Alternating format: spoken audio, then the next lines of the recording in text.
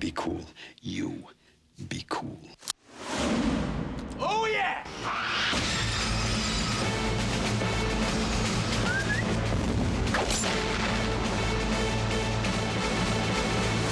You never know what's going to happen next, and it can be so far out there and off the wall that I think that alone could be very scary.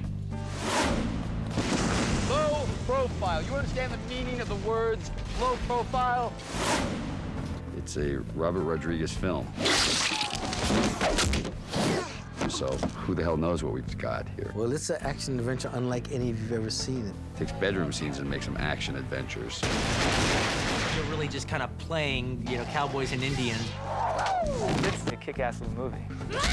If you get too close to them, when the mind kicks in, you're liable to get shot. I met Quentin at the Toronto Film Festival in 1992. I was on my mariachi tour, and Quentin was on his Reservoir Dogs tour, and I saw his movie first at the Telluride Film Festival. So when I got there, we had a lot to talk about, and he went to see mariachi. In fact, I was videotaping the crowd reaction, and he was sitting right next to me. So my videotape has people laughing, but mostly him laughing because he's right next to the microphone. I was sitting in a hotel room in Toronto when Quentin came in the room. And it was like watching two guys who had known each other since they were like kindergartners. It was really, really something. They loved the same kind of movies, and they were talking about all the Hong Kong movies. And Robert, you know, had been a huge fan for years, and he really didn't know anybody else who knew about these movies that much. We saw an immediate kinship in the kind of movies we were doing. I mean, most first films that come out are more personal kind of dramas or something that, you know, really, I mean, ours were just twisted genre pictures. I mean, what kind of first film is that? Back in our days when I was writing Desperado at Columbia Pictures and he was writing Pulp Fiction originally for TriStar, we were on the Sony lot together. And I was telling him about my Mexican action movie, and he said, hey, I wrote a script set in Mexico about Mexican vampires, and he told me about Dusk Till Dawn. I gave it to Robert to read, because Robert just wanted to read all my scripts. And because me and Robert were friends and buddies and stuff, and he read it, and he came back, and he goes, man, this is a really cool script. I'd do this tomorrow, man. See, I wish I could get the rights of this. Basically, those two are dangerous. They're a big ball of fire. They're kind of like an alter ego. And frankly, when I heard about the two of them, I was scared. Well, Quentin Tarantino, it's common knowledge that he's possessed. I mean, he called me in on Pulp Fiction to blow up the head in the back seat of the car.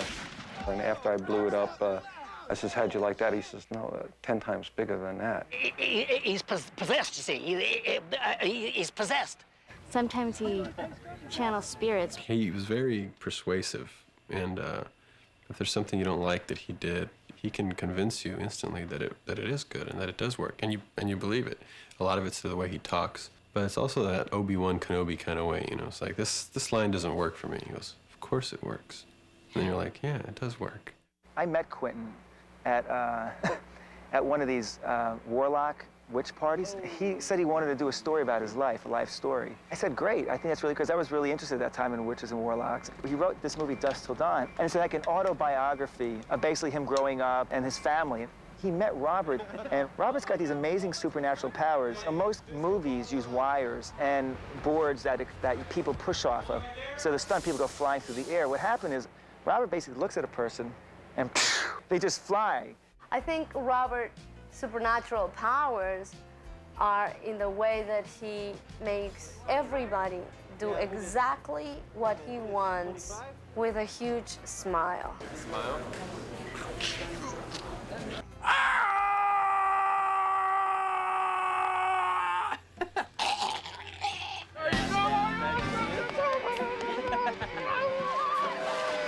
Well, Robert is supernatural.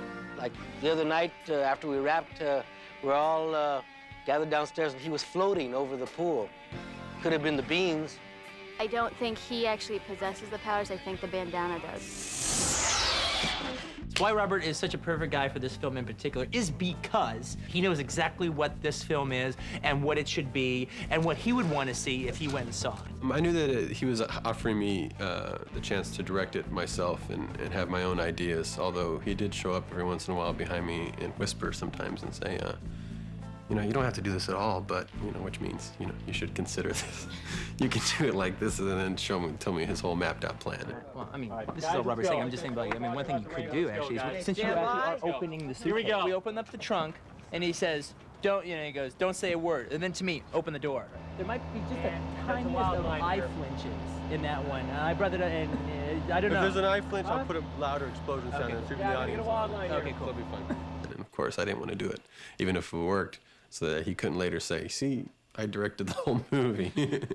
Robert is much more really fast moving. He puts the camera on his own shoulder. He steady cams himself. He'll get down on a little, we call it the Ouija dolly, on his back, and he's shooting up here. Yeah, we're doing 30, 40 setups a day.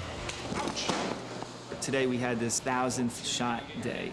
Most directors, like on 15 weeks, don't get to the 1,000th shot. And after 30 days, Robert has hit it. So congratulations, everybody. 1,000? 1,000!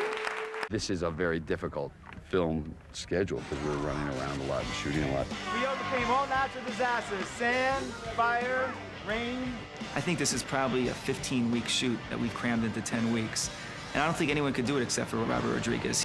I think for all the movies that we've ever done, this has been absolutely the hardest movie that we've ever done. I don't think I've been more than 5 feet away from Robert for the entire 6, 7 weeks that we've been shooting because he's so creative. He comes up with stuff consistently on set. He'll be like, oh, wouldn't it be cool if we did this? And then, can you do that? And I'll go, all right, let me see. And I'll run back to the shop and I'll try to see what we have. Oh, we got an arm here, we got a head here. Oh, yeah, sure, we can do it, you know. And Robert is a guy that doesn't drink, doesn't smoke, doesn't do drugs. So I told the K&B guys, that's scarier than anything. Because, I mean, that's coming right out of his very sane, very sober mind. I would come up with gags that I wanted to see done. And I knew there was a lot of computer effects, but I also wanted to do traditional mechanical effects. This is actually a pump action crossbow that Juliet uses. This is George Clooney's weapon.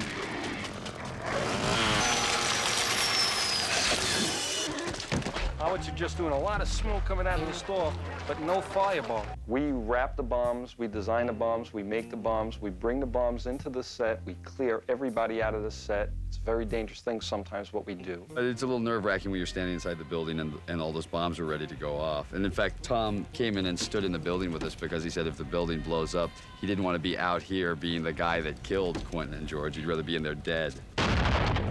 Me and George have a scene at the beginning of the movie, and we're arguing as this liquor store is exploding all behind us and around us and over us and onto us. This was actually one of the more dangerous things we've had to do in the whole movie, and they didn't even ask us, did we want to do it? They assumed that we were up for it. I've built up a really nice crew over the past few movies, guys and women, who really like to work hard, are very creative, and I let them go with their imaginations, and they know there will be results. I'll show their stuff off really well. The crew, I mean, for the most part, a bit like 75% of the crew, they either had worked with me and Lawrence before, or they'd worked with Robert before, or they worked with both of us before, like in the case of 4 Rooms. We really had a family, you know, atmosphere.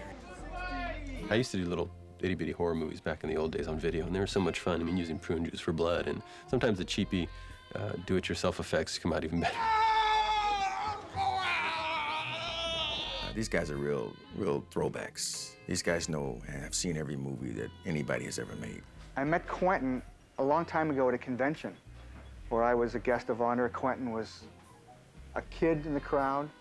He said, Mr. Savini, I wonder if you'd come by this video store where I work and sign some of your videos. We have lots of old videos. You probably like them. We're in Manhattan Beach. Okay. I went. Because I'm nice to everybody. You know why?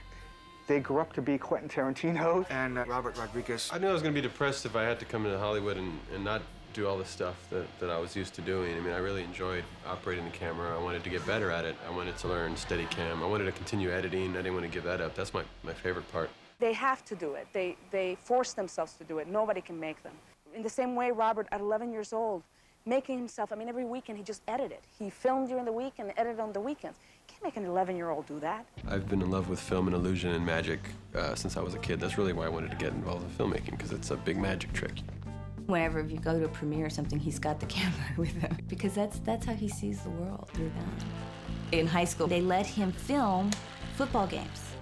But Robert was already thinking like a filmmaker, so he wasn't filming the play and what happened. He'd filmed the ball. He'd filmed the father who was like, I can't believe you didn't catch that ball. They fired him immediately. I'm from a family of 10 children, so I kind of grew up, you know, being actually one of the oldest. Before I did mariachi, I mainly made family comedies. Robert's brothers and sisters must have had a camera in their face since they were 2 years old, since they could, like, take his direction. Quentin, I think, has been making movies in his head since he was 5 years old. Quentin had interactive playtime with all of his action figures. He had G.I. Joes and Spider-Man and Batman, and he could carry on, you know, 5 or 6 spicy dialogues. I used to chastise him for his language, and he'd, of course, protest that he wasn't saying that at all. G.I. Joe was saying that.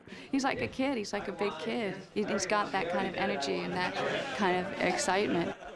I had just started watching George on ER and really liked him. I thought he was like this kind of cool Robert Mitchum character on ER. I thought he was really neat. Since he plays the complete opposite, I mean, he plays an ER doctor on television, I wanted him to come and portray someone who sends people to the ER.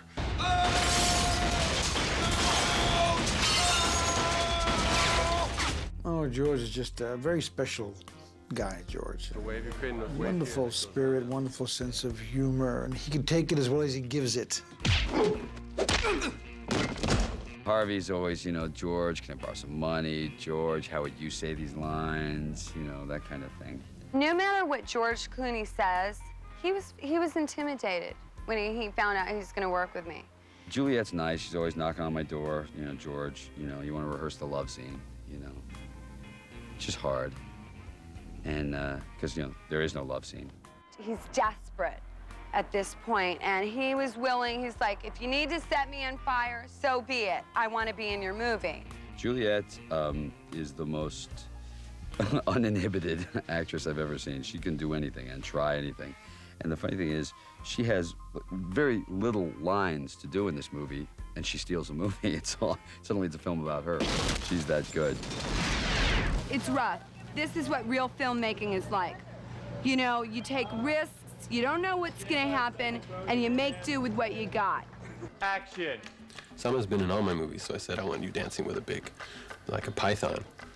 And she was afraid of snakes, so I said, oh, well, that's the only way you're gonna get the job. And it was really a great experience, and if Robert had not pushed me into it, I would have missed it, and it was really hot in there, and he was very cold. Robert's such a neat director. He's just really smart, you know. And he's young, so he can just kiss my ass, because I hate him. And Quentin does sound effects nonstop, you know. Yeah, so I drove over there. You know, I stopped. He's brilliant, you know. That's part of the fun of all this is, you know, this is the first thing that he's written since he won the Academy Award, so it's kind of fun. The movie itself, it's actually a George Clooney vehicle. You know, I don't normally like to do these interviews. I think you probably can tell because I stay away from, you know, documentaries in general. But George really kind of opened me up towards the, you know, just the idea of doing the... Pay no attention to the man behind the picture.